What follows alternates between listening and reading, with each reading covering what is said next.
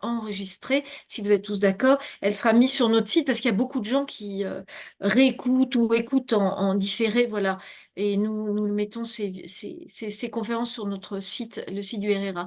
Alors nous sommes là à la troisième conférence du cycle et nous recevons donc Martine Benoît va présenter Bruno Carcenti. Je voulais juste dire que nous avons reçu la première conférence, pour ceux qui n'étaient pas là, c'était Lee Barnavi, ensuite Anne Quinchon-Caudal, Pierre-André Taguieff qui reviendra parce qu'il n'avait pas pu venir, et Bruno Chahouette la dernière fois. Donc c'est la quatrième aujourd'hui avec Bruno Carcenti, et la prochaine, le 4 avril, Jean-Pierre Winter, et ensuite Florence Bergeau-Blaclair pour le mois d'avril, et encore, non, Joël Cotec fin avril. On fait fort là, hein. C'est quasiment, on vous tient un rythme d'enfer, mais voilà, comme je dis à chaque fois, à événement d'enfer, voilà, hein, et on a voulu marquer aussi, voilà, cet événement du 7 octobre en essayant comme on peut et en espérant que ça apporte quand même à certaines personnes et voilà, des éléments de compréhension. Alors, j'admets, Martine, c'est à toi. Très bien. Donc, bonsoir, Bruno Carcenti, cher Bruno Carcenti. Nous sommes vraiment très heureuses et très honorés de vous recevoir. Donc, comme vient de le dire Céline, dans ce cycle de conférences qui sont dédiées à la réflexion post-7 octobre et à ces confusions, ces glissements qui s'opèrent entre antisémitisme et antisionisme. Et Bruno, quand je vous ai demandé ce que vous souhaiteriez que j'aborde pour vous présenter, vous m'avez dit, vous m'avez écrit parler de cas. Et donc, je vais en effet parler de cette revue qui est en ligne, qui est absolument remarquable et admirable qui a été créé en 2021, puisque le premier éditorial date du 22 mars 2021. C'est une revue qui a été créée par des universitaires, des journalistes, des écrivains venus de toute l'Europe. Vous êtes un des cofondateurs de cette revue. Une revue qui nous renvoie par son titre à l'imaginaire de Kafka. Et vous l'écriviez dans votre première éditorial, ce château que K cherche à rejoindre sans jamais l'atteindre, ne peut-il pas être perçu pour les Juifs comme une métaphore de l'Europe? Pour ce qui vous concerne, vous êtes co-responsable avec Avishai Safrani, la philosophe, des essais de cette partie de la revue sur les essais. Euh, les textes et les réflexions qui sont portés par Cass sont très variés. Alors, on est tous avec nos préférences. Moi, je suis en études germaniques, donc c'est vrai que tout ce qu'il y a eu autour des controverses nées des études postcoloniales, de la controverse autour de la dernière documenta, enfin, vous avez fait un travail incroyable, mais aussi de réflexion sur Primo Levi, sur Jean Améry, qui est certainement très pas assez connu. Et puis, vous donnez la parole souvent, enfin la parole écrite à Ruben Onickman, qui est quelqu'un d'absolument impressionnant. Quant à vous, vous avez écrit sur les Juifs de France, sur les Juifs d'Allemagne d'Autriche, sur le symptôme Zemmour. Vous travaillez assez souvent avec Danny Tron. Vous avez travaillé sur le sionisme. Et puis, il y a eu le 7 octobre. Et le 9 octobre, K n'a pas fait de numéro. On pouvait lire un texte de la rédaction qui disait, je cite, l'attaque du Hamas contre Israël a bouleversé le monde juif et l'on peut pressentir qu'elle le changera durablement. Quant à savoir de quelle manière, nul ne peut le dire à l'heure où c'est la sidération et la douleur qui dominent. Et moi, j'avais été très impressionnée par les termes que vous aviez utilisés donc le 9 octobre. La semaine suivante, vous avez publié avec Danny Tron un texte qui s'appelle Depuis le pogrom.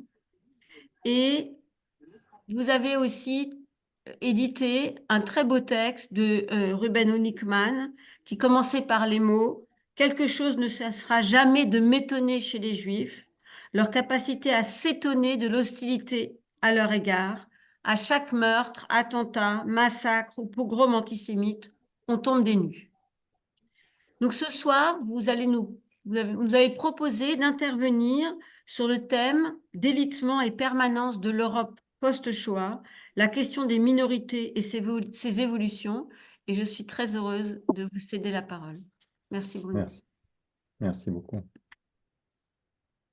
Bien, merci d'avoir euh, parlé de cas, c'est-à-dire de la revue à laquelle je me consacre presque intégralement depuis 3 ans. On fête ce soir le troisième anniversaire. Cette conférence tombe exactement 3 ans après la naissance de la revue.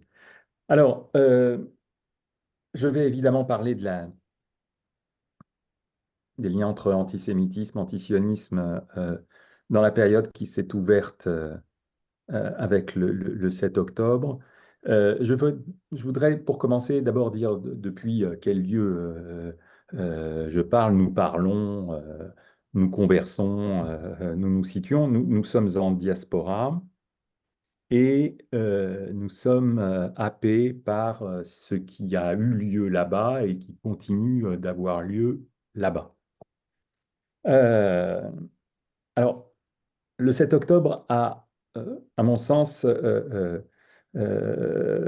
posé un problème de mémoire longue et de mémoire courte, et c'est comme ça que je vais aborder la période. Un problème de mémoire courte, c'est-à-dire que immédiatement, vous avez rappelé euh, le petit texte que nous avions fait le 9 octobre dans cas avant-après. Hein. Dans ce petit texte, nous disions euh, nous sommes tous saisis, tout le monde est saisi, mais nous savons déjà que la mémoire de ce qui s'est passé le 7 devra être conquise, préservée, et que ce sera difficile. Alors après 5 mois de guerre, évidemment, la prédiction se vérifie chaque jour un peu plus. C'est difficile de conserver dans le débat public pleinement présent à l'esprit ce qui s'est produit. Donc ça, c'est la mémoire courte. Et elle entre en relation avec ce qui avait été perçu immédiatement au moment du 7 octobre par tous en réalité, c'est la mémoire longue, hein, c'est-à-dire évidemment la mémoire de la persécution des Juifs, de leur extermination, puisque c'était pratique exterminatrices qui se sont manifestées ce jour-là, et donc forcément le lien entre cette mémoire du 7 octobre et la mémoire de la Shoah qui était réactivée ce jour-là. Alors, je crois qu'il faut se demander d'abord, puisque nous parlons depuis ici, mais nous sommes happés par là-bas, parler d'Israël. C'est ce que je vais commencer à faire très brièvement. Ce qui est arrivé à Israël le 7 octobre lui est arrivé à un moment très particulier de son histoire, qui était déjà un moment historique, hein, qui était le moment où, sur le fil de la protestation démocratique antigouvernementale, Israël était en train de se redécouvrir d'une certaine manière, de redécouvrir le sens du sionisme, de se poser en tout cas des questions fondamentales sur ce que ça signifie que d'être un État juif et démocratique. Hein. Euh, et du coup, déjà, au moment où l'attaque l'a frappé, Israël réactivait la complexité de sa mémoire vive. La guerre euh, à Gaza, donc le 7 octobre, et la guerre à Gaza ont accusé le problème et lui ont donné des traits différents. Je dirais que ce qui s'est déterminé dans la suite, c'est euh, une interrogation nécessaire sur ce que veut dire se défendre. Euh, dès lors qu'on est un peuple structurellement minoritaire. Et au fond, le 7 octobre, si le 7 octobre a bien été euh, un pogrom en Israël, c'est-à-dire cette aberration, hein, cette contradiction dans les termes qu'est un pogrom en Israël, alors la question forcément qui est ravivée, c'est que veut dire se défendre pour se défendre politiquement, se défendre militairement pour un peuple structurellement minoritaire qui n'oublie pas qu'il est structurellement minoritaire et qui l'éprouve dans ce qui vient de se passer. Qu'il éprouve donc même dans le seul État où il est objectivement majoritaire. Hein. Mais où il n'oublie pas sa structure minoritaire. Et où il n'oublie pas du même coup que sa structure minoritaire, même lorsqu'il est majoritaire, crée des contraintes spécifiques dans la conduite de la guerre. Donc, voilà comment s'enchaînent déjà une problématique des tensions, hein, dans la manière dont Israël se conduit, hein, lorsqu'il se défend et emploie certains moyens pour se défendre. Alors, je viens de publier dans le dernier numéro de K un texte en forme de constat négatif sur ce qui s'est passé depuis 5 mois. J'estime que l'interrogation qui était relancée dans la protestation contre la droite et l'extrême droite en Israël aurait dû servir d'aiguillon pour conduire la guerre juste, et que cela n'a pas été le cas et ne l'est toujours pas à l'heure où je parle. Cela étant, comme je viens de publier ce texte, j'explique la conscience que j'ai de cette prise de position. Cela étant, j'estime que de l'extérieur, et donc là je reprends la position de discours qui est celui d'un juif de la diaspora, l'énonciation de ce constat ne peut pas, donc l'énonciation du constat que la guerre juste est menée avec des moyens qui ne lui correspondent pas en tant que guerre juste, hein, l'énonciation de ce constat ne peut pas trouver sa véritable audience, sa véritable compréhension dans le lieu où je parle, c'est-à-dire en France, en Europe. C'est la contradiction à titre personnel dans laquelle je me trouve, et je pense que nous sommes nombreux à nous trouver dans cette contradiction. Il n'y a pas aujourd'hui d'appel au cessez-le-feu qui soit réellement à la hauteur de ce qu'il convient de dire sur toute la séquence 7 octobre, guerre à Gaza. La preuve, le lieu où le phénomène s'atteste, c'est ce à quoi on assiste, l'effacement de la réalité du 7 octobre, auquel, à mon avis, on assiste en ce moment, en tant que grand moment antisémite. Psychiatriser la transidentité. Elle n'est plus un trouble mental, mais une incongruence de genre, un mouvement. Pardon. Donc, la réalité du 7 octobre en tant que grand moment antisémite, au niveau local, là où il a eu lieu, en Israël, et au niveau mondial. Grand moment antisémite, en fait, qui s'est manifesté sur deux plans, dans deux espaces. Alors, je vous avoue, quand j'ai rédigé ce texte, je n'avais pas de titre en tête, donc la conférence que je fais actuellement, et le titre que je lui donnerai, quand je l'écrirai vraiment, ce sera la double déflagration. En fait, on a vécu une double déflagration le 7 octobre. Alors, déflagration dedans, déflagration dehors, dedans en Israël, dehors au niveau mondial. Et le connecteur entre ces lieux, dedans, dehors, eh bien, c'est justement l'antisionisme. C'est justement l'antisionisme. En fait, je disais dedans, dehors, mais il faudrait distinguer trois espaces.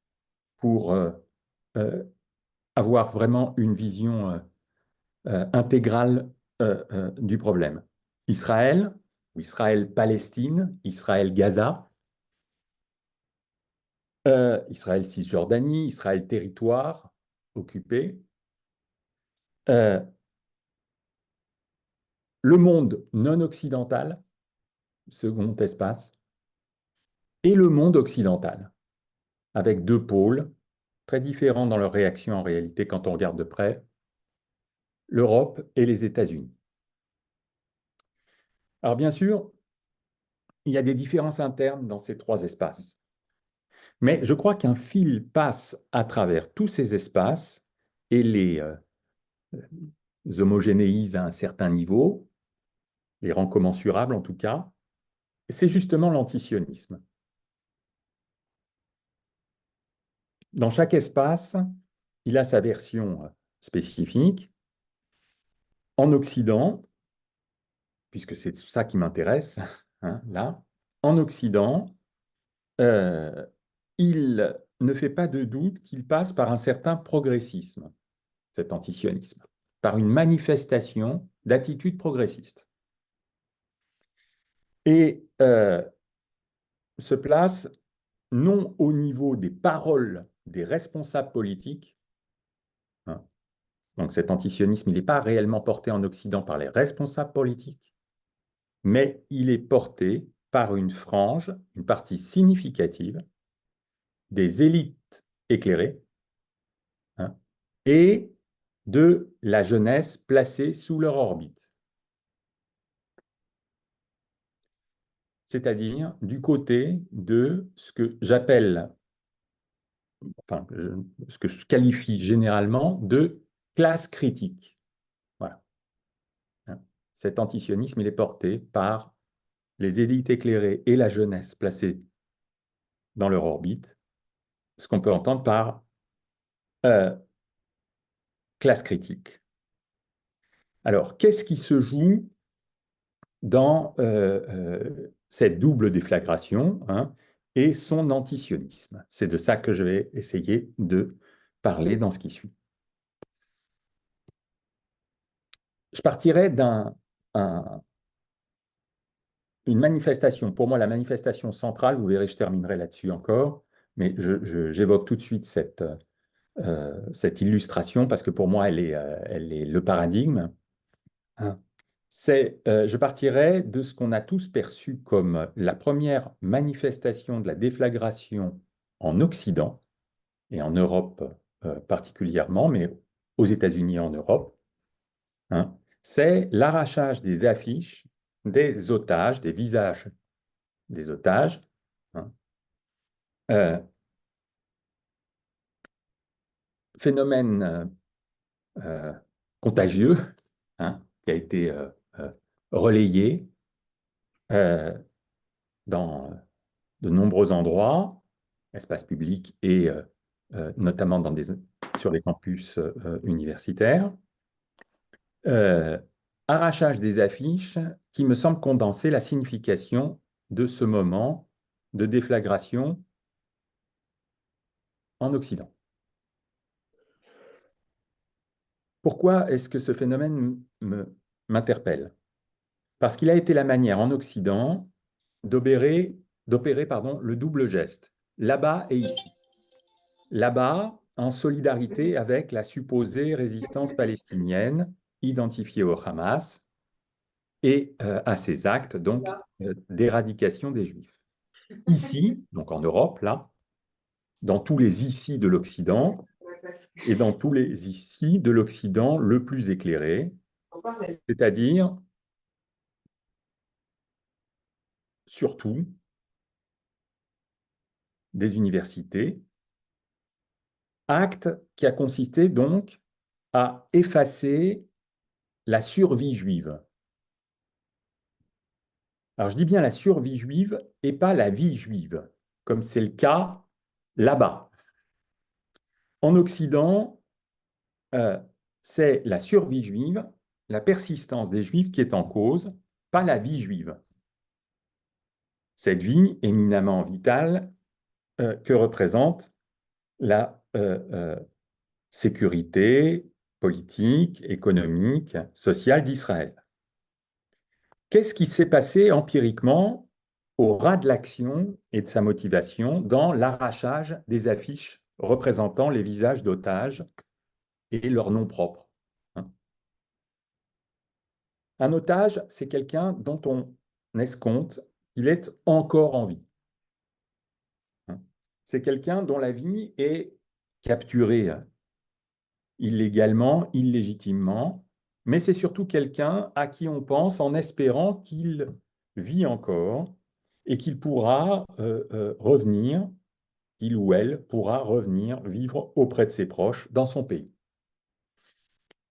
En refusant que cette image paraisse au regard de tous, c'est de la survie ou de la persistance des Juifs dont on dit clairement qu'on n'en veut pas. Qu'on n'en veut pas là-bas et qu'on n'en veut pas non plus ici.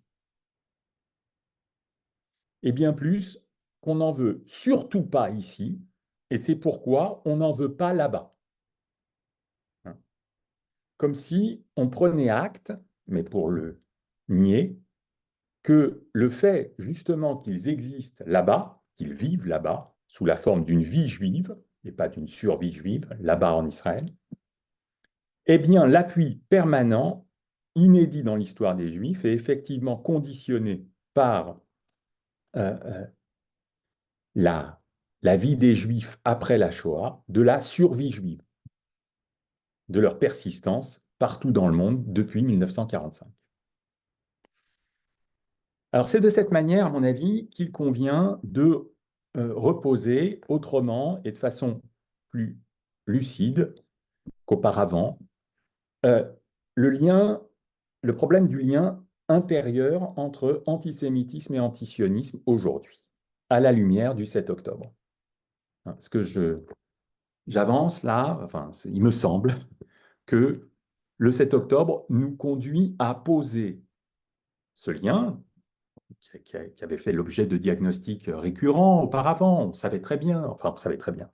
Il fallait toujours le démontrer, mais que les collusions entre antisémitisme et antisionisme sont récurrentes, régulières, le recouvrement est manifeste, mais je crois que le 7 octobre atteste d'un lien nouveau, hein, ou plutôt avalise un lien, fait apparaître un lien qui n'apparaissait pas nettement auparavant.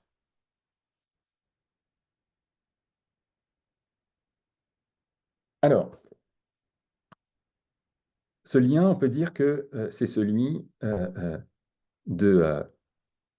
du problème que pose à l'Occident, et à l'Europe en particulier, la survie juive.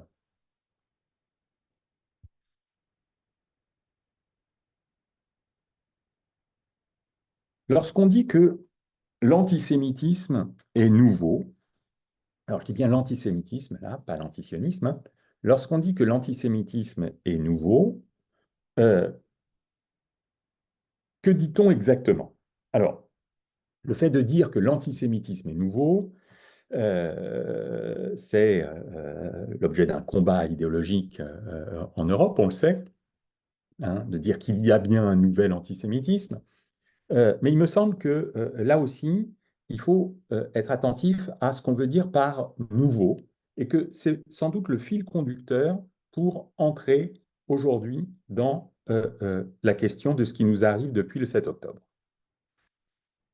Lorsqu'on dit que l'antisémitisme est nouveau, en tout cas depuis un quart de siècle, disons depuis le début des années 2000, on dit incontestablement, je crois, quelque chose de juste, mais on a du mal à expliciter. D'ordinaire, quand on dit cela, on pense en Occident à l'apport nouveau de l'islam politique radical importé, ou encore de sa synthèse avec une idéologie postcoloniale, décoloniale, qui est la version réactualisée du tiers-mondisme des années 60 et 70. Bon, à mon sens, en se contentant de dire cela, donc de souligner l'apport nouveau de l'islam politique ou de l'islamisme, hein, et sa jonction avec une pensée décoloniale influente, on reste à la surface du phénomène et on ne se donne pas du tout les moyens de le combattre. C'est pourquoi, donc vous citiez les textes que j'ai, certains des textes que j'ai écrits dans le cas, hein, je n'utilise jamais et je me fais en sorte qu'on n'ait pas dans le cas de textes qui relaient la dénonciation de la pensée woke, de l'islamo-gauchisme, etc., catégories ou mots valises qui ne me semblent absolument pas nous aider à combattre efficacement ce qu'il y a à combattre. Ce n'est pas seulement que sur le plan stratégique, je trouve que cela reste pris dans un clivage droite-gauche, fausse vraie droite ou vraie fausse gauche, absolument sans intérêt. C'est surtout que ces catégories ne permettent pas, à mon sens, de saisir ce que l'antisémitisme dit nouveau représente réellement. Pour saisir cette nouveauté, je crois qu'il faut avoir un point de vue diachronique assez long, alors même très long. Je vais vous présenter la façon dont je vois les choses pour saisir cette nouveauté de l'antisémitisme, donc du premier quart du XXIe siècle.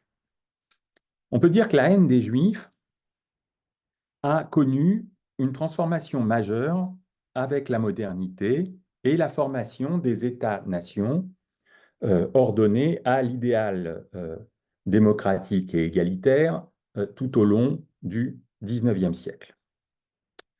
Dans la période prémoderne, donc pré-émancipation des Juifs, avant 1791, si vous voulez, sachant que l'émancipation a mis pratiquement 2/3 de siècle à se faire en Europe, et encore à l'exclusion de la Russie, hein, puisqu'il faudra attendre la révolution russe pour qu'il y ait égalisation du statut en Russie.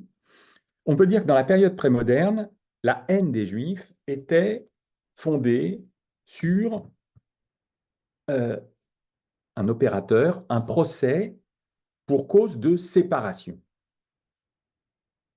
Vous aviez cité les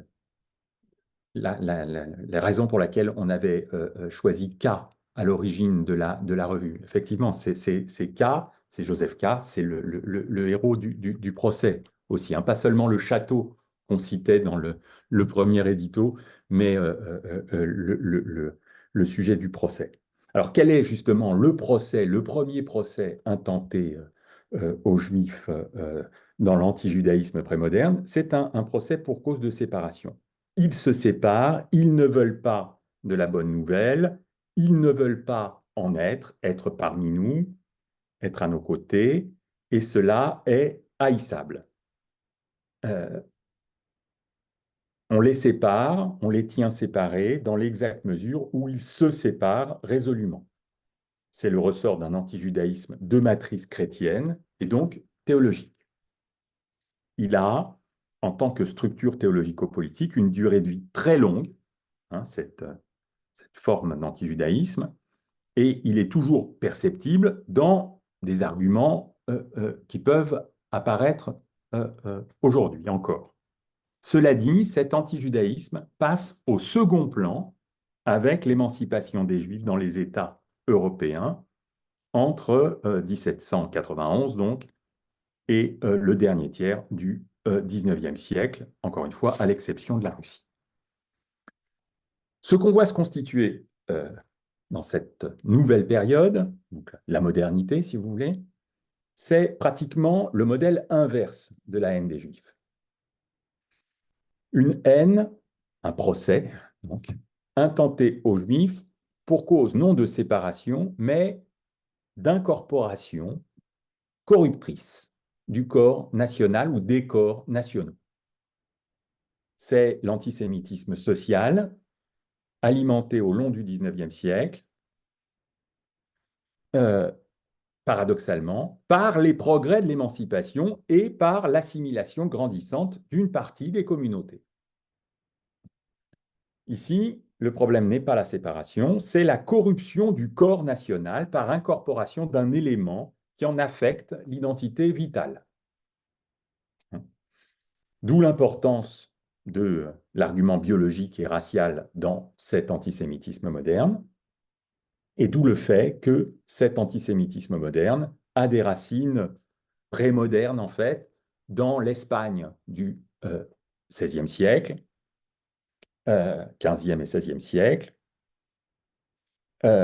moment fort de l'intégration juive aux sociétés chrétiennes, où les premiers dispositifs raciaux antisémites au sens moderne ont été mis en place. Le tout premier, Yerushalmi l'avait très bien montré, hein, étant les statuts de la pureté de sang, hein, qui était en fait une anticipation du moderne. Donc l'antisémitisme pour intégration, incorporation corruptrice, tend à supplanter l'antijudaïsme pour séparation. Et c'est de l'antisémitisme pour incorporation, intégration, qu'est sorti, que l'Europe moderne a engendré la persécution la plus intense et la plus radicale de toute l'histoire juive, celle qui a culminé dans l'extermination, dans la Shoah. Alors, on peut dire à partir de là que l'Europe post-45, graduellement, avec des résistances et quelques régressions, mais selon une trajectoire néanmoins lisible, on peut dire que l'Europe post-45 s'est construite autour de la conjuration de cet antisémitisme-là. Et qu'elle s'est construite par une conscience de plus en plus aiguisée du crime d'autodestruction européen qui a son point culminant dans la Shoah.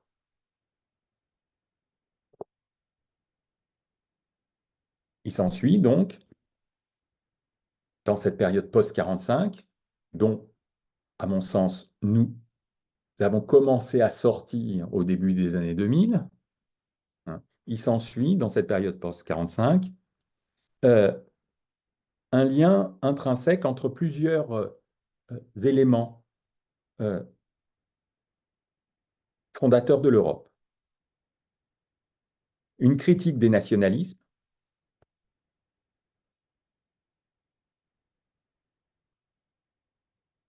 une recherche de paix et de coopération entre les États, des États européens qui assument leur convergence en termes de bien-être ou de soins de leur population, des États sociaux, si vous voulez, des États avec des systèmes de sécurité sociale, et des États qui respectent leurs minorités. Et donc qui conjurent le péril de la discrimination et de la persécution. Tous ces États conjurent ce péril,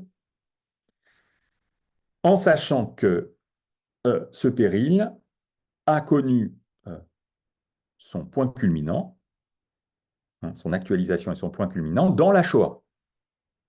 Et donc, dans soit le consentement, soit la non-résistance, soit la collaboration de tous les États, hein, au projet d'extermination allemand, ce qui engage une responsabilité de tous et pas seulement de l'Allemagne. Donc, 3 principes commandent l'Europe: critique des nationalismes, prospérité et sécurité de la population dans le cadre d'un État social, et combat contre les discriminations et les persécutions, dont la Shoah est le gradient, mais dont la signification normative, évidemment, vaut pour toute minorité. à partir de la Shoah, c'est le refus de la discrimination et de la persécution de quelque minorité que ce soit, qui est au principe de l'Europe. Alors, je reviendrai à la fin de mon exposé sur les perturbations profondes qui affectent aujourd'hui ce trièdre.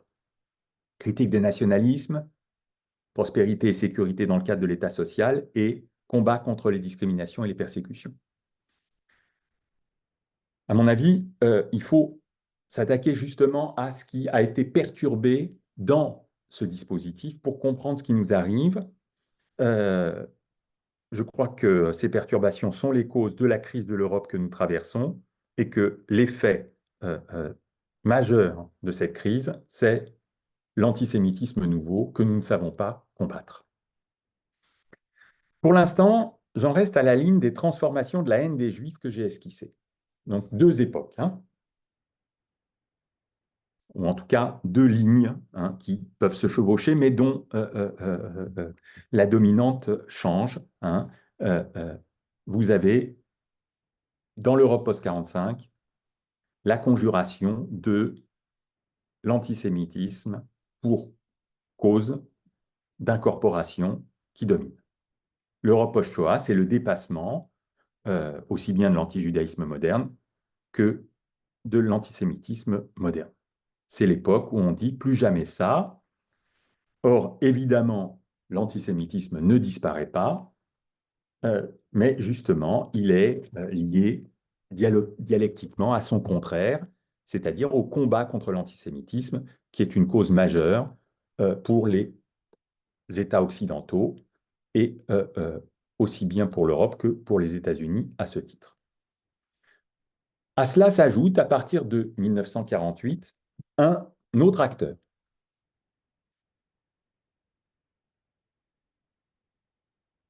Cet acteur, c'est l'État juif,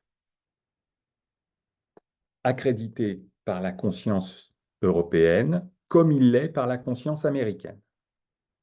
Mais on peut dire accrédité par la conscience européenne autrement et plus profondément qu'il ne l'est par la conscience américaine. Car pour la conscience européenne, la reconnaissance d'Israël joue, met en jeu quelque chose de fondamental. Il s'agit de ce qu'elle reconnaît, cette Europe, comme l'appui requis internationalement aux Juifs, à cette minorité que sont les Juifs, en raison de la faute européenne. En raison de la faute européenne. Il s'agit de l'abri des Juifs où toute persécution se voit neutralisée.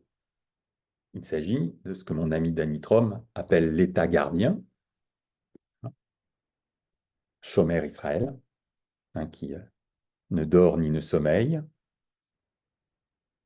sous la forme d'un état de droit, un gardien non théologique, si vous voulez, un gardien politique. Un État qui défend les Juifs au nom du droit des Juifs et au nom du droit des minorités. Un État qui est l'incarnation positive de l'autocritique radicale européenne en forme d'appui latéral de son autocritique interne. Cette autocritique interne à l'Europe repose sur le combat contre l'antisémitisme et lui est associée la reconnaissance d'Israël.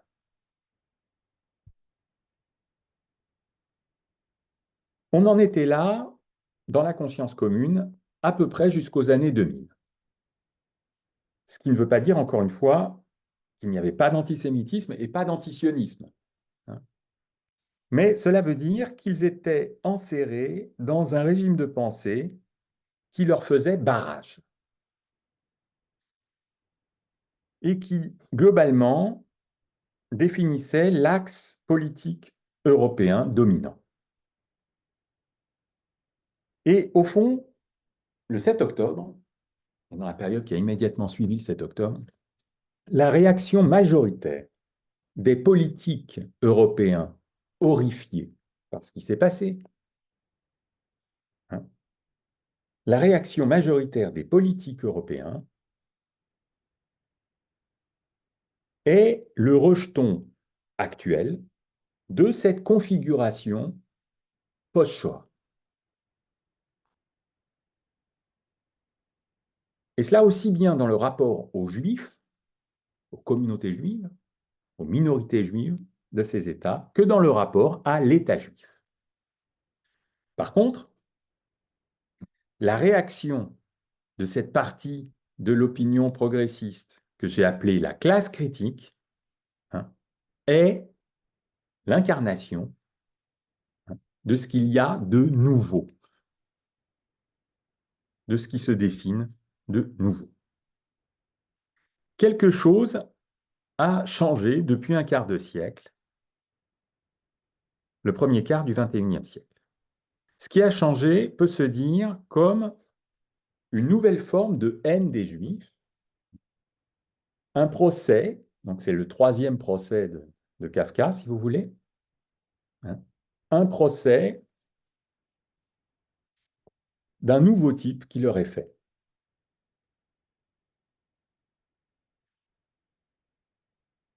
Et dont les racines sont obscures. Non plus un procès pour cause de séparation, prémoderne et chrétien, en fait, à dominante chrétienne, non plus un procès pour cause d'incorporation corruptrice, moderne et nationaliste ou ultranationaliste, d'accord? Mais plus simplement, un procès pour cause de persistance. Alors, je vais essayer d'expliquer ce que j'entends par cette nouvelle figure. Une haine qui s'alimente au simple fait que les Juifs continuent à exister en se disant juifs, en s'affirmant comme des Juifs, parfois par des formes de vie identifiables, parfois par leur seul nom, mais leur nom porté subjectivement, accolé à leur manifestation dans le monde comme des Juifs, hein, qui continuent une histoire d'un peuple, malgré tout, ce qui veut dire, en l'occurrence, par-delà la Shoah. Par-delà la Shoah, euh, incorporée à leur mémoire, comme elle l'est à celle de l'Europe. Bref, un groupe consistant de type minoritaire, hein, qui lie sa persistance à la fois à un certain rapport à lui-même et à un rapport à la construction de l'Europe elle-même, ou à la reconstruction de l'Europe après 1945. Voilà ce qui, semble-t-il, est devenu toujours plus insupportable à des franges grandissantes de l'opinion progressiste européenne. Le procès pour cause de persistance est le nouveau procès qui est venu se cumuler et se poser comme axe dominant dans le complexe antisémite où se chevauchent toujours procès pour cause de séparation et procès pour cause d'incorporation. Alors, à ce stade, il convient de noter deux choses. En fait, ce sont les deux points conclusifs de mon exposé. Ma conclusion est en deux parties, si vous voulez. Donc, j'analyse le procès pour cause de persistance et j'essaie de comprendre ce qui se joue et ça va me reconduire à l'antisionisme. Tout d'abord, dans ce procès pour cause de persistance, il en va bien de l'Europe à elle-même à travers le rapport aux Juifs. De l'Europe en tant qu'entité et de chaque État européen en tant qu'il se développe après 1945 avec une conscience avivée de son destin comme lié intérieurement à celui des Juifs européens.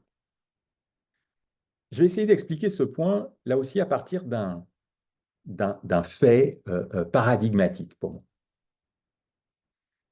vous vous souvenez sans doute de la fameuse phrase de Manuel Valls de 2016.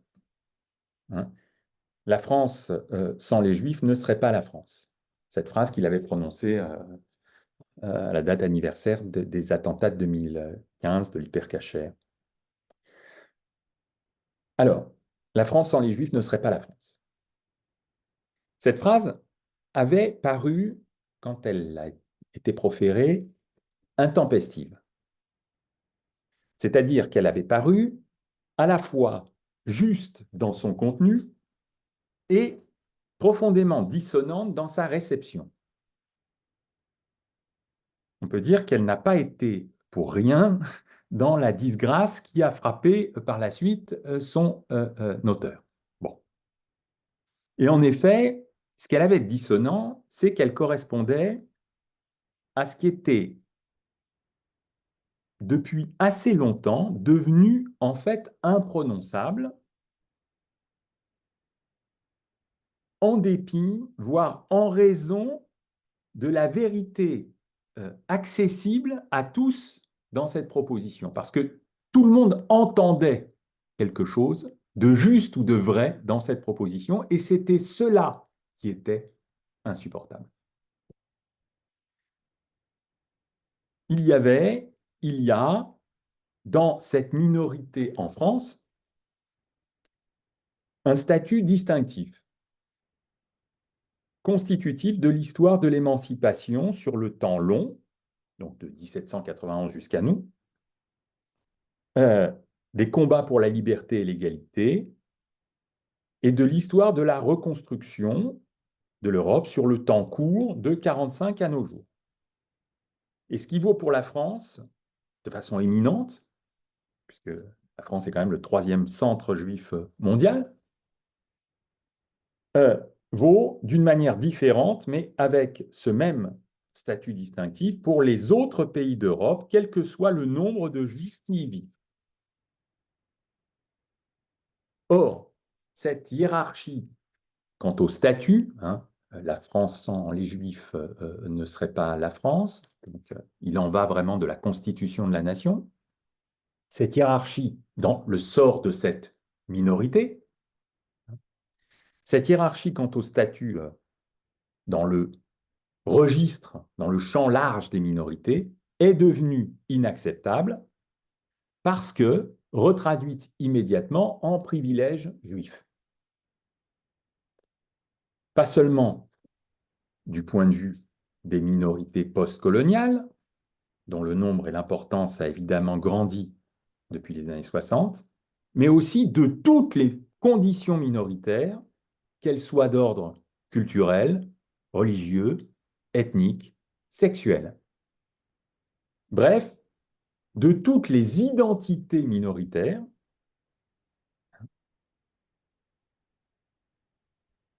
toutes les identités minoritaires perçoivent une offense ou un privilège des Juifs dans l'affirmation du statut distinctif de cette minorité. De toutes les identités pour lesquelles le genre d'identité constitué par l'identité juive dans son histoire moderne, de toutes ces identités, il semble qu'on puisse tirer le jugement suivant.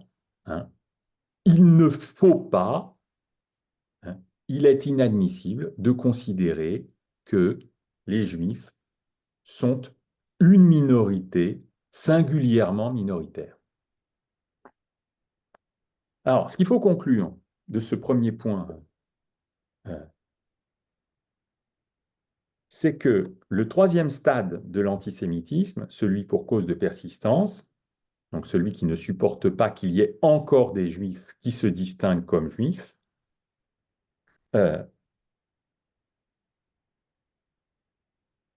donc le 3e stade de l'antisémitisme a sa cause fondamentale dans la crise de l'Europe des nations en tant que forme politique intégrant des minorités. Voilà. ce qu'on peut conclure de ce point, c'est que, donc, de l'antisémitisme pour cause de persistance, c'est que cet antisémitisme tient à une défaillance dans la façon dont les États européens, hein, euh, ordonnent, orchestrent, hein, l'intégration de leurs minorités.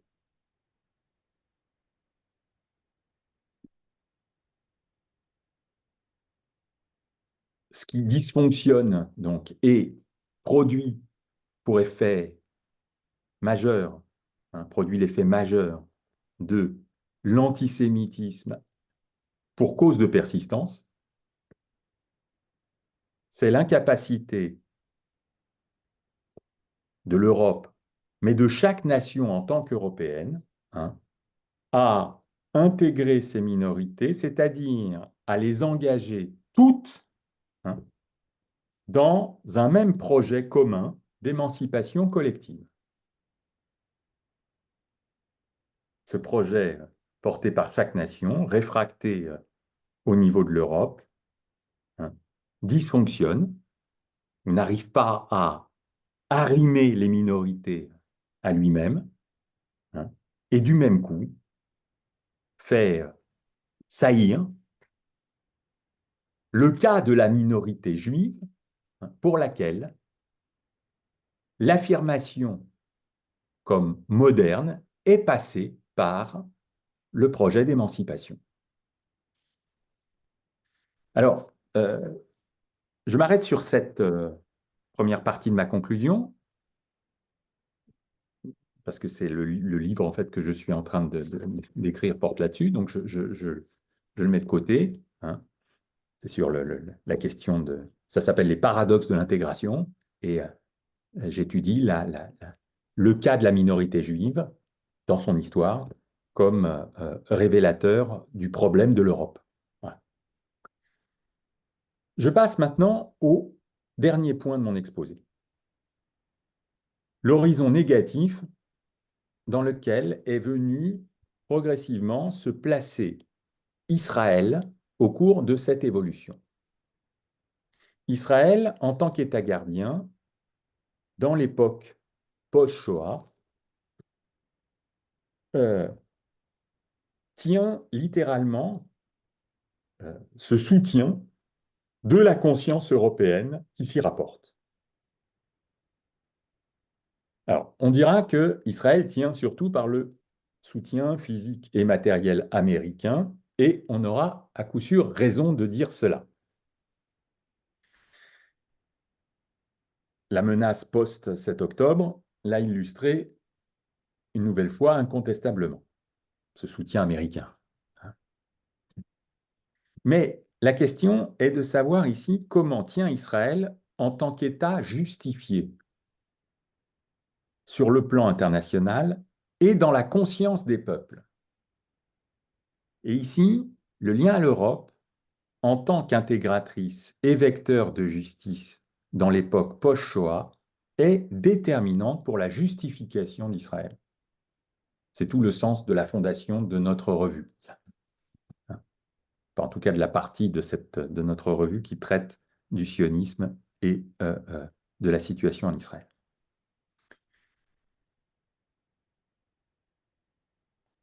Donc, le lien à l'Europe est déterminant, et il est déterminant pour la persistance des Juifs telle que soutenue par Israël.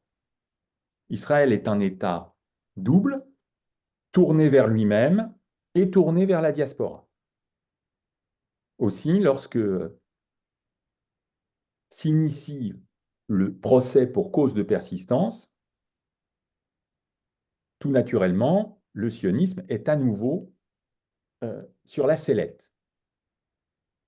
Prend forme quelque chose alors, dans le cadre du procès pour cause de persistance, qui est, je crois, ce qu'on parvient le moins à repérer dans le contexte actuel, qui est un nouvel antisionisme. Un nouvel antisionisme. Alors, ici, je crois qu'il faut distinguer deux époques de l'antisionisme. Alors, on parle beaucoup, et c'est ce que j'ai fait, vous avez vu jusqu'à présent, du nouvel antisémitisme et de ce qu'il a vraiment de nouveau. Donc, j'ai proposé une euh, hypothèse sur sa véritable nouveauté. Je crois que la nouveauté tient au fait qu'il en va de la persistance des Juifs, pas de leur séparation, pas de leur incorporation corruptrice dans la nouveauté. Il en va de la persistance. Et le lien conflictuel avec les minorités majoritaires, si vous voulez, hein, euh, au sens les plus nombreuses, hein, euh, la tension entre minorités juives et autres minorités vient de ce problème. Alors, pour l'antisionisme, les choses sont sensiblement différentes. Je propose de distinguer deux époques. Celle où l'antisionisme pouvait encore se formuler de façon relativement dissociée de l'antisémitisme. Alors je dis relativement dissociée parce que les collusions et les connexions ont toujours été réelles, évidemment, entre les deux. Et que la délégitimation radicale d'une souveraineté juive au Proche-Orient ne peut pas ne pas avoir des conséquences en termes de réalisation de vœux ou de souhaits antisémites. Cela étant, là aussi, le glissement des années 2000 dans la conscience européenne a produit quelque chose de différent dans quoi on se meut actuellement. Dans la période de l'antisémitisme classique, il était tout à fait possible de combattre l'antisémitisme avec sincérité et de critiquer le sionisme dans son principe au nom de principes alternatifs quant aux modalités de l'existence des Juifs à l'époque moderne. C'est-à-dire qu'on pouvait combattre l'antisémitisme d'un côté en Europe, hein, et contester la justesse de la stratégie sioniste, hein, dans la défense, hein, de la persistance des Juifs dans l'époque post-Shoah. On pouvait le faire au nom d'arguments de différents types. Et si les deux lignes d'argumentation, la ligne antisémite et la ligne antisioniste, pouvaient se rencontrer, et se rencontraient effectivement souvent, elles étaient conceptuellement indépendantes et elles étaient susceptibles d'être dénouées. Je crois que ce n'est plus le cas quand on entre dans la logique du procès fait aux Juifs pour cause de persistance. Car dans ce cas, l'antisionisme a une place décisive. Il n'est pas un appui ou un soutien éventuel de l'antisémitisme, mais il est son fondement, en fait. Car ce qu'il faut attaquer, du point de vue occidental même, c'est ce par quoi les Juifs se représentent comme persistants en tant que peuple. Ce par quoi ils persistent en tant qu'entité politique sur la scène internationale à travers un État apte à les abriter, à les défendre dans leur persistance, où que ce soit dans le monde. Dans ce contexte-là, donc de l'antisémitisme pour cause de persistance, la haine des Juifs vient exactement coïncider avec la haine d'Israël. Les deux se recouvrent sans reste. Parce que l'antisionisme est le pôle d'attraction irrésistible du binôme. Il n'y a plus d'indépendance des deux lignes. C'est vers l'antisionisme qu'est happé intégralement l'antisémitisme. Dans ce nouveau régime, l'antisionisme est la formule clé de l'antisémitisme, de sorte qu'il devient très difficile pour l'ancien antisionisme de s'y retrouver et de se tenir comme un discours non suspect d'antisémitisme. Alors, je pense que c'est ce recouvrement qui a été attesté avec une évidence saisissante dans l'après 7 octobre. Donc, à travers son expression occidentale. J'exclus de mon analyse les manifestations de haine d'Israël qui dominent dans le monde non occidental. Pour cela, je crois qu'une autre analyse serait nécessaire. Je m'en tiens à l'antisionisme antisémite d'une partie des élites éclairées et de la jeunesse scolarisée occidentale. Encore une fois, l'expérience cruciale est celle de l'arrachage des affiches des otages. Il ne faut pas que ceux dont on escompte qu'ils vivent encore paraissent au regard de tous et motivent une quelconque mobilisation politique. Cela voudrait dire qu'on consent à ce que les Juifs persistent, où que ce soit. Et évidemment, où que ce soit dans l'époque post-Shoah, ce qui comprend au premier chef leur existence assurée dans leur État, c'est-à-dire en Israël. Donc voilà, je pense que ce qu'a révélé le 7 octobre, c'est un renversement dans l'équilibre du diptyque antisionisme, antisémitisme. Il ne peut pas y avoir d'antisémitisme aujourd'hui qui se passe de l'argument antisioniste. Parce que l'argument antisioniste est le pivot de la persistance assurée des Juifs. Voilà, j'ai terminé mon exposé. J'ai parlé exactement 1 heure, je crois. Non, peut-être un peu moins. Un petit peu moins. Merci beaucoup, Bruno. Bon, je trouve ça très intéressant, cette notion de renversement que vous soulignez. Je ne sais pas s'il y a des questions qui arrivent.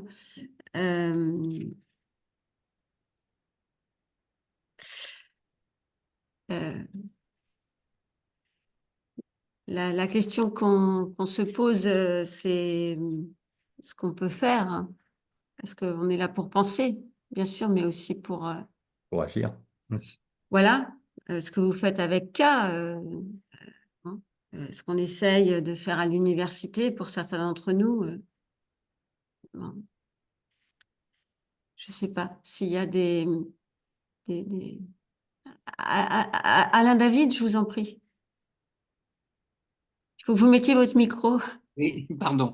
Écoutez, c'est formidable. Enfin, Bruno Carcinti, j'ai écouté, je trouve ce que vous avez dit fin et formidable. Moi, je viens de chez Lévinas et j'aurais une question, pardonnez-moi d'avoir une question comment dire, brute de décoffrage qui manque, elle, de subtilité. Je vais la résumer dans une citation que vous connaissez sans doute très bien de Lévinas, mais qui, par rapport à ce que vous avez dit, me semble introduire quelque chose.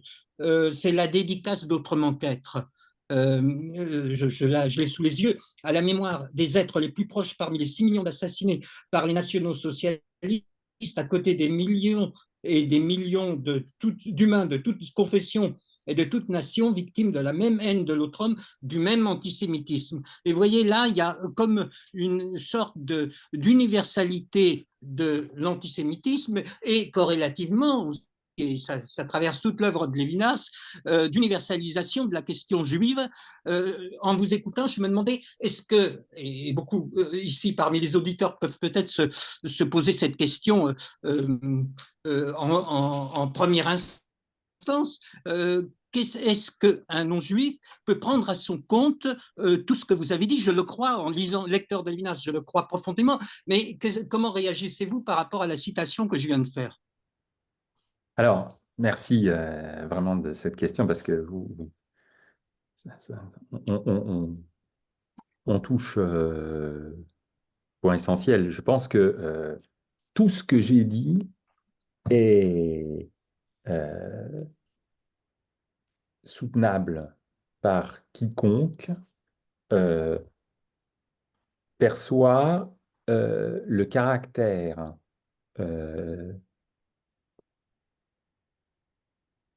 universalisable, voilà, universalisable du type de haine dont les Juifs ont été historiquement les victimes. Voilà. Alors, donc, si vous voulez, mon discours, je pense, euh, est audible par des juifs comme par des non-juifs. Et je dirais même qu'au fond, la question de la compréhension non juive du problème est première par rapport à la compréhension juive. Je m'explique. Je pense que la question juive, c'est la question de tous en Europe et que ça l'a été d'emblée, en fait. Et c'est pour ça, d'ailleurs, que cette question a été si aiguë, si vive. Si ça n'avait été que la question interne à une minorité et à la façon dont elle se perçoit, hein, on n'aurait pas eu le destin des Juifs modernes et on n'aurait pas eu la collusion entre un projet euh, émancipateur universel, hein, et un projet d'extermination, hein, qui concerne euh, une minorité, mais vers laquelle convergent en réalité des tendances dans toutes les nations. Alors, c'est terrible à toucher ça, parce que qu'est-ce qu'on touche là? Ce qu'on touche, c'est l'idée que l'Europe a convergé deux fois. Elle a convergé dans l'émancipation, et elle a convergé dans l'émancipation pour tous les peuples, pour toutes les communautés d'appartenance, pour tous les individus, et pour tous les individus également, c'est-à-dire y compris pour eux qui étaient séparés, hein, d'accord? Donc elle a convergé dans l'universalité du projet émancipateur, et elle a convergé dans l'antisémitisme pour cause d'incorporation corruptrice, hein, c'est-à-dire qu'elle a convergé dans le fait que la, la forme de totalisation ou d'incorporation qu'elle mettait en œuvre, hein, euh, ne pouvait pas ne pas, hein, dénoncer cette pathologie, hein, qui était portée par cette minorité. Voilà. Donc, il y a universalité deux fois, et ça fait que le problème de l'antisémitisme et le problème de la question juive, hein, c'est-à-dire pas seulement de la façon dont les juifs sont perçus comme un problème, mais de la façon dont les juifs se vivent comme persistants dans les nations modernes, ce problème, il est celui de tous. Il est d'emblée celui de tous. Et alors moi, ce que j'entends dans la phrase de Lévinas que vous avez citée, ce que j'entends dans la phrase de Lévinas, c'est aucune question minoritaire, hein, ne pourra être posée radicalement, c'est-à-dire aucune discrimination, aucune persécution, ne pourra être posée radicalement si on ne rejoint pas ce qui est arrivé à ces 6 millions. Voilà. C'est-à-dire qu'il n'y aura de dénonciation du racisme, il n'y aura de dénonciation des discriminations, il n'y aura de dénonciation de ce que les États sont capables de faire, hein, à quelque minorité que ce soit, qui ne passe pas par cette histoire-là. Voilà. Et moi, je crois Si que... vous permettez, Oui, oui, à l'appui de ce que vous êtes en train de me dire, j'ai une autre citation en tête, de Lévinas toujours. oui, C'est dans le texte sur le chien, le nom d'un chien dans le droit naturel. Euh, le, le racisme n'est pas un concept biologique, l'antisémitisme est l'archétype de tout enfermement, l'oppression sociale elle-même ne fait qu'imiter ce modèle. Voilà, oui, ce triptyque me semble correspondre tout à fait à ce que vous êtes en train de préciser. tout à fait. Non, non, tout à fait. Donc, si vous voulez, le point, c'est que toute minorité est concernée. Mais ce que j'ai voulu vous montrer dans cet exposé, hein, c'est que aujourd'hui, la façon dont les, les minorités se posent leurs propres questions, hein, interdit de rejoindre cette matrice. Voilà. Et c'est ça que j'essaye de comprendre. C'est ce qui fait que les autres minorités voient la minorité juive comme captant, hein, sous la forme renversée d'un privilège majoritaire, si vous voulez, hein, l'identité minoritaire. Je pense que c'est toute la logique sans logique de quelqu'un comme Judith Butler avec Oui, Lévinas, tout dans à son fait. rapport à Lévinas. Exactement, exactement. Bah, elle, c'est le cas effectivement le plus. Ouais.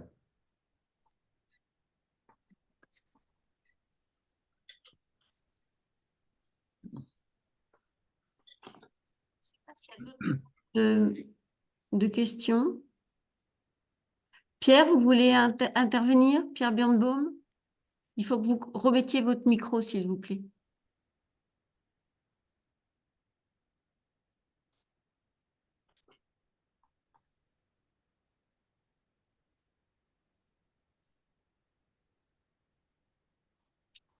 J'ai l'impression qu'on a perdu Pierre Birnbaum. Vous m'entendez là comme ça? Oui, c'est un peu Bah écoutez, haché. C'est très haché, oui. C'est très haché. Mais bah, vous allez vous passer de moi. Je sais pas où on fait ça dans les Et c'est bon, là, on systèmes. vous entend Là, bien. là, Ça on n'a pas vous entend d'importance. bien. Allez-y. Là, on vous voit pas, mais on vous entend bien. Allez-y, Pierre. Ça n'a pas d'importance. Et c'est pareil. Euh, et je voudrais juste dire, c'est un très très beau thème. Et c'est une manière de réfléchir à haute voix.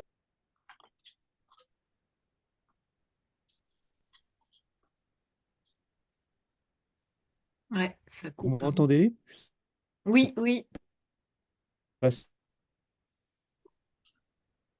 Ouais, ça, c'est compliqué, on dirait. Mm.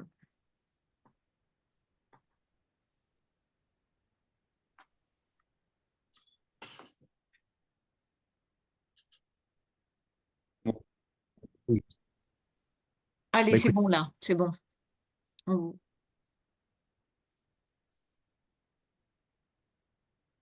Ah oui, c'est très dit.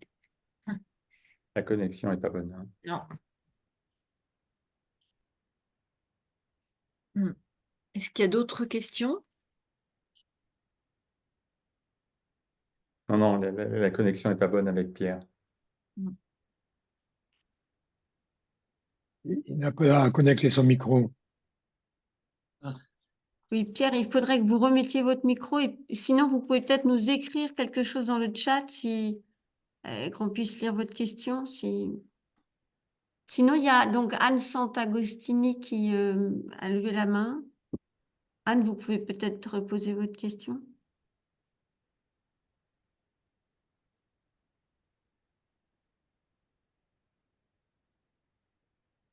Ouais, je crois que la technique. Oui, coupez là, Anne. Si vous nous parlez, on peut pas.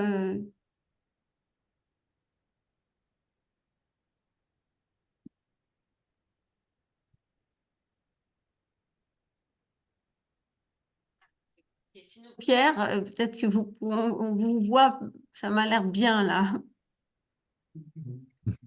vous voulez que j'essaye de dire quelque chose? Oui, Vous m'entendez là maintenant? Ah, là, on entend bien, là. Là, Oui, ça y est, le là. miracle c'est fait. J'espère que je me souviens encore de ce que je voulais dire. Euh, c'est juste une remarque qui ne touche pas du tout au fond, enfin, à ce qui a été développé, c'est-à-dire les trois étapes, la distinction en 3 points. Je pense que ces 3 points se superposent les uns les autres et qui ne disparaissent pas l'un par rapport à l'autre. Ouais, vous avez Et je raison. pense que vous auriez peut-être intérêt à mélanger ces trois, puisque le premier et le deuxième, si dans le troisième, et finalement, le troisième ne s'éclaire qu'en rendre la chose pas plus subtile, parce que vous êtes plus subtil que n'importe qui, mais simplement de montrer que les 3 points ne sont pas, ni dans le temps, ni dans la forme, d'aucun point de vue, séparés les uns des autres. Je pense que l'existence même d'Israël repose autrement les 2 premiers points. Et je pense que c'est là une des questions que vous pourriez peut-être creuser. Il y en a une autre éventuellement, c'est la question du nationalisme et de l'Europe. Je pense que l'Europe s'est construite contre le nationalisme depuis la Seconde Guerre mondiale. Et on fait maintenant des juifs des nationalistes, quoi, vraiment. Mm. Donc, haro contre les juifs à travers Israël. Vous voyez cette question d'espace public, universalisme et nationalisme qui tombe dessus, si je peux dire. Écoutez, peut-être que parce que là, vous êtes, c'est très difficile. Je pense que vous Je nous ne sais entendez pas si bien. vous m'avez entendu, je ne sais Oui, pas. oui, je vous ai entendu. J'ai entendu le premier, la première modulation euh, Oui, là, je vous entends. ouais, de mon triède là, et ensuite la question des nationalismes. Alors, pour le premier point, vous avez entièrement raison. J'essaye de définir des dominantes, hein. J'essaye de définir des dominantes. Il est évident que les procès se chevauchent, hein. Mais j'essaie vraiment de débusquer ce que je perçois de nouveau depuis le début des années 2000, hein. Et, et ce que je perçois de nouveau, justement, a trait à votre deuxième question, c'est-à-dire à la façon dont le problème de la nation, hein, ne parvient pas à être posé par les États-nations. Mhm. Et la distinction entre nationalisme et appartenance nationale, hein, ne parvient plus du tout à trouver son gradient. Et je pense que c'est là que la question n'est plus celle de l'incorporation corruptrice, hein, n'est plus celle de ils sont dans le corps, mais ils sont l'élément corrupteur du corps, hein, euh, mais devient celle de, mais vous l'avez très bien dit, il y a ce paradoxe, hein, mais en fait, c'est les derniers à croire à la nation. Voilà. Et quand ils y croient, ils ont leur État-nation, hein. Voilà. Donc, vous avez entièrement raison. Il faut que je tienne le chevauchement des haines, si vous voulez, hein. Mais il faut aussi cerner ce qui est lié à la crise des États-nations dans la montée du nouvel antisémitisme. Vous voyez? Donc, c'est ça. Mais vous avez parfaitement compris, c'est bien vers ça que je vais, là, hein. Et la découverte, c'est pas la découverte, enfin, ce que m'a permis de travailler cet exposé, c'est la façon dont l'antisionisme, à ce moment-là, devient le socle. Devient le socle. C'est-à-dire qu'on n'a plus un antisémitisme qui entre voilà, trouve dans l'antisionisme le moyen de se reconduire, hein. Mais on a un antisionisme qui, parce que les Juifs persistent dans un État-nation, devient le socle de l'argumentaire antisémite, en fait. Et c'est à ça qu'on a assisté avec la jubilation du 7 octobre. La jubilation du 7 octobre, dans une partie, moi, ce qui m'a frappé, je pense que on est tous dans cette situation, on a été saisis par l'enthousiasme. À quoi le 7 octobre a donné lieu, saisi de terreur, en fait. Hein. En tout cas, du point de vue occidental, si vous voulez. Parce que il y a un enthousiasme dans le monde non occidental, c'est un autre problème. Hein. Mais l'enthousiasme dans le monde occidental, ça, c'est quelque chose, je dois dire, qui demande à être expliqué. Hein. On devrait tous se suicider. Il y a quelque chose de cet ordre. Hein.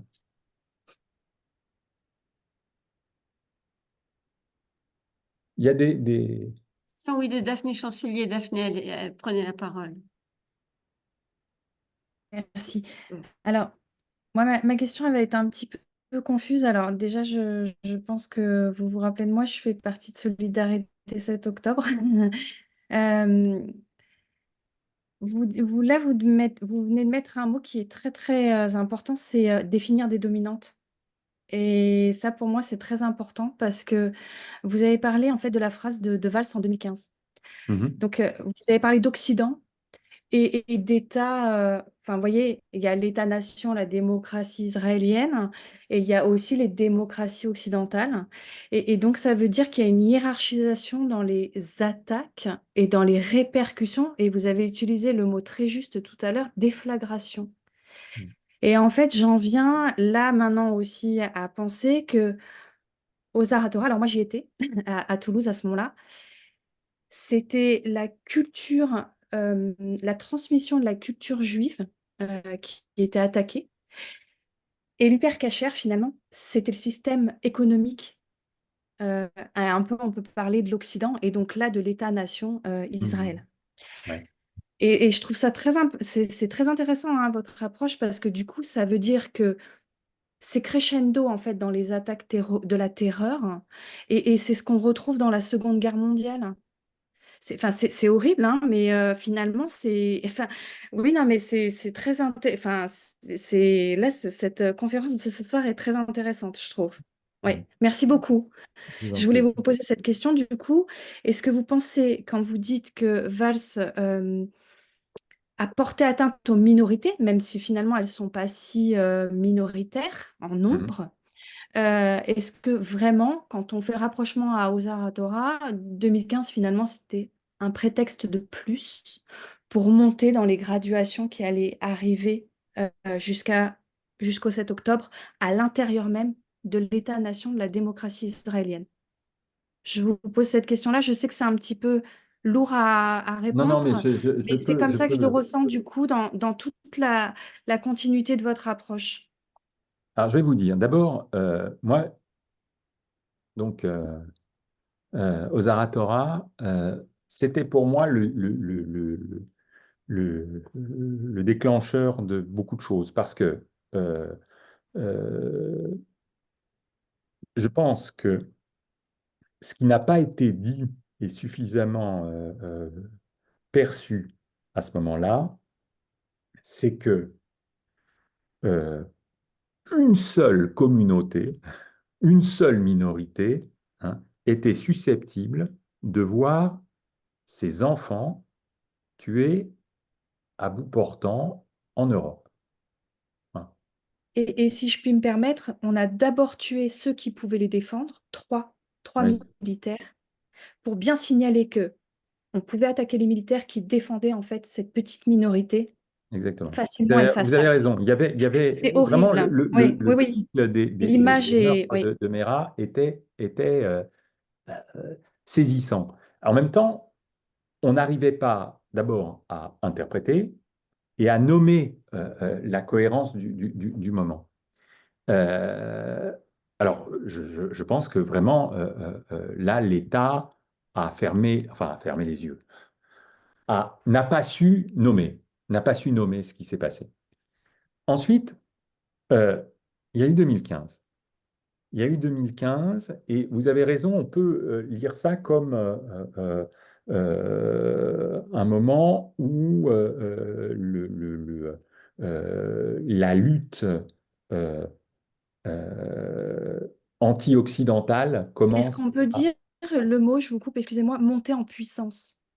Moi, je ne crois pas Ouais. je crois pas qu'il ait vraiment monté en puissance. Ce que je crois, c'est que il y a de moins en moins de moyens. Voilà, c'est plus ça.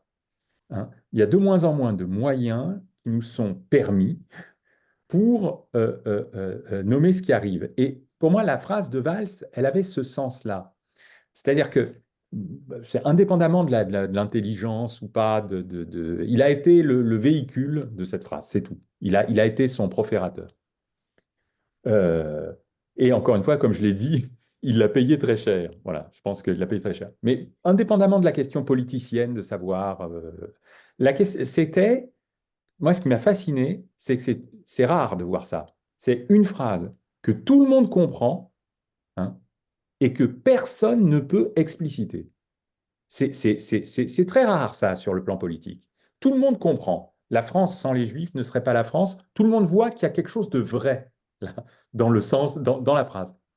Et l'expliciter, expliciter ce que ça veut dire, et ce qui demanderait, c'est tous les travaux de Pierre Birnbaum, hein, expliciter ce que ça veut dire. Donc effectivement, les historiens compétents savent décliner le sens de l'énoncé, est devenu une offense, une offense à la société française. Voilà. Elle n'a pas fait correctement ou qu'elle croyait que le devoir de mémoire était acquis? C'est ça que vous voulez dire? Alors non, je pense que effectivement, il y a cette idée que on rappelle, hein, que se débarrasser des Juifs était le crime que la France a commis et qu'elle ne commettrait plus jamais. Hein. Mais on disait aussi que euh, euh, la, la participation positive des Juifs à la construction de la nation comptait pour la nation. Voilà. Donc la participation positive des Juifs à la nation comptait pour la nation. Et que la nation leur était débitrice. Voilà. Et ça, c'était impliquer un discours sur les minorités dans le sens de leur contribution à la construction de la nation. Et c'est ça qui était inaudible. C'est développer un discours sur les minorités où il en va de leur contribution, hein, à la construction de la nation à laquelle on appartient tous. Ça, c'est pas tenable. Et immédiatement, c'est retraduit en privilège, hein, pour cette minorité qui, elle, hein, peut tenir ce discours et peut être vue comme ayant effectivement contribué à l'État-nation. Voilà. Donc, à ce moment de l'histoire des minorités, si vous voulez, hein, de l'histoire des logiques minoritaires, cette phrase qui est profondément juste, vous voyez, et qui est historiquement documentable. Et détourné. Voilà. Oui. Donc c'était ça, c'est ça qui m'a. Donc montée en puissance, je ne sais pas, non, paralysie de plus en plus forte. Et ce qui est certain, c'est que le 7 octobre manifeste quelque chose ça, on l'a dit tout de suite dans le cas, et je pense que c'est évident quand tout le monde l'a perçu. C'est-à-dire que ça n'aurait jamais dû arriver dans ce lieu.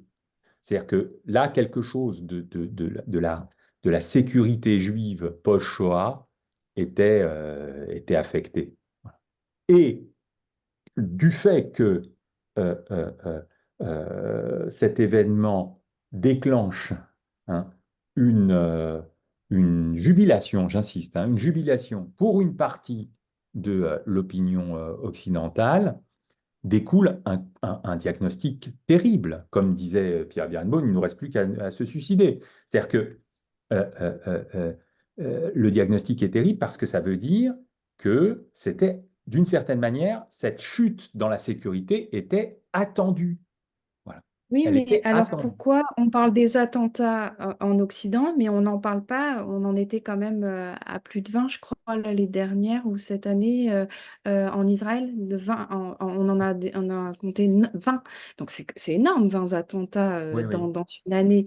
Donc ça aussi, finalement, ils en étaient victimes en tant que Alors, démocratie. je vais vous dire, sur la question de la sécurité en Israël, j'ai un point de vue qui va paraître un peu contre-intuitif, mais vous allez comprendre. Je pense que euh, la sécurité juive, la sécurité au sens juif, c'est pas la sécurité. Je pense que tout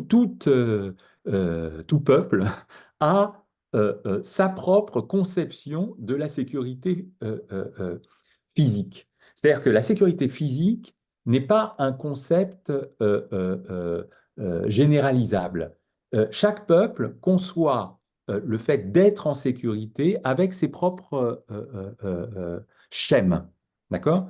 Pour les Juifs, être en sécurité, c'est ne pas risquer le pogrom, c'est-à-dire ne pas risquer la haine sociale. Voilà, la haine sociale. Ça, c'est ce qui permet de mesurer la sécurité. Ce qui fait que, Cicatriciel comme pensée. oui, alors écoutez, je vais Ouais. vous dire, c'est bon, moi je sais pas, je pense que vous connaissez Israël aussi, et donc c'est très étrange Israël pour un juif, parce que c'est le lieu où objectivement la sécurité est moindre que, ailleurs, qu'en France par exemple, hein, et où pourtant on se sent plus en sécurité. Alors qu'est-ce que ça veut dire ça? Hein, un lieu où la sécurité est moindre et où on se sent plus en sécurité. Ben, en fait, pour moi, c'est lié à la haine sociale, c'est-à-dire au pogrom, hein, au risque de, de pratiques persécutrices sur la minorité à laquelle j'appartiens. Ça, c'est très profondément ancré je reprends la question de Alain David. Est-ce que ça, c'est perceptible par quiconque? Là, non. C'est-à-dire que là, il y a quelque chose, si vous voulez, sur cette question de la sécurité, hein, qui est propre à chaque minorité. Et les Juifs ont leur version de la perception du fait d'être en sécurité. Donc, quand on dit il y a des attentats en Israël, oui, il y a des attentats en Israël, c'est dangereux de vivre. euh, euh, c'est dangereux de vivre en Israël. C'est c'est dangereux. Enfin, c'est plus dangereux objectivement que ailleurs. Mais en même temps, on y est plus en sécurité au sens juif. Avant le 7 octobre. Ce que le 7 octobre a créé, c'est l'effraction du fait que, non, le sens juif de la sécurité a été atteint dans le lieu même où il n'aurait pas dû être atteint. Vous voyez? Bon, merci, madame, hein. Oui, oui, oui, non, mais parce que en fait, on réfléchit beaucoup pour ça. Enfin, moi, j'ai écrit beaucoup là-dessus. Voilà. Oui. Il faut penser les mots MAUX. Moi, c'est ça depuis le 7 octobre. Et c'est surtout, je pense pas, si vous voulez, confession, je pense démocratie. Je pense que c'est ce qui est vraiment à préserver. Parce que c'est ce qu'est avant tout Israël pour moi. Voilà. Ouais. Alors, peut-être que non, mais là, il est 22 heures, je ne vais pas vous... On est dans la lancée là, hein, on a du mal à s'arrêter. Donc, est-ce qu'il y a Allez-y, Bruno, vous pouvez tout à Oui, non, fait. je voulais, sur démocratie, parce que madame pose la Parce question, que nous, pour si vous, vous ce qui voulez, compte, on c'est est le seul démocratie, et vous avez mouvement, en raison. fait, Et vous oui. avez... Oui, on est le seul mouvement qui se revendiquons pour la défense d'Israël, mais l'État, la démocratie. Voilà. C'est la seule solution, en fait, si vous Alors, voulez, de vraie sécurité. Ouais. je peux apporter une précision là-dessus, si vous permettez. Là aussi, démocratie, c'est comme pour sécurité, si vous voulez. C'est démocratie juive. Démocratie au sens juif. Alors, qu'est-ce que ça veut dire? Est-ce que ça veut dire démocratie en un sens théologico-politique? En fait, non. C'est bien Non, démocratie. C'est bien oui, oui, démocratie. oui, Vous avez oui, oui, entièrement je le raison. C'est bien souligne. démocratie et les sionistes religieux ont tort de penser Oui, que le théologico-politique peut absorber la démocratie. on est bien d'accord. Mais j'ajoute un point. Excusez-moi. Démocratie au sens juif moderne. Qu'est-ce que c'est? C'est ce qui, dans le concept de démocratie fait porter l'accent sur la protection des minorités. Et faire porter l'accent sur la protection des minorités, étant donné que les Juifs sont la minorité par excellence, et donc que lorsqu'ils sont majoritaires, ils ont forcément la charge de défendre la protection des minorités, ça fait que la question palestinienne est au cœur, en fait, de la Oui. construction d'Israël. Et ça, c'est ce que, à mon sens, Israël n'affronte pas depuis longtemps, hein, et dont Israël tend à s'éloigner. Et donc moi, quand je parle de sionisme, je dis que actuellement Israël s'éloigne du sionisme, hein, s'éloigne du sionisme en tant que politique démocratique juive. Voilà. C'est-à-dire, il place la protection des minorités, et pas seulement de soi-même comme minorité, mais des minorités, au principe de sa constitution. Même si Israël n'a pas de constitution, mais c'est peut-être la raison pour laquelle il n'en a pas. Voilà. Merci. On va peut-être s'arrêter là. Je vous remercie de votre En tout écoute. cas, merci beaucoup. Peut-être juste une conclusion par rapport à ce que vous avez dit. Il me semble que ce recouvrement antisionisme, antisémitisme va radicalement changer aussi la lutte contre l'antisémitisme à l'université. Je crois que nos Vous avez bien ministères, raison. oui, je crois qu'on va devoir s'en préoccuper. Ouais. Voilà, donc nous nous retrouvons le 4 avril. C'est Jean-Pierre Winter, donc psychanalyste, qui sera donc présent. Et voilà, merci à tous et à très bientôt. Merci Bruno Carsanti. Merci à vous. beaucoup, Bruno. Merci. J'espère à revoir. tous au 4 avril. Merci de nous Au revoir. accompagner. Au revoir. Au Au revoir. revoir. Merci beaucoup.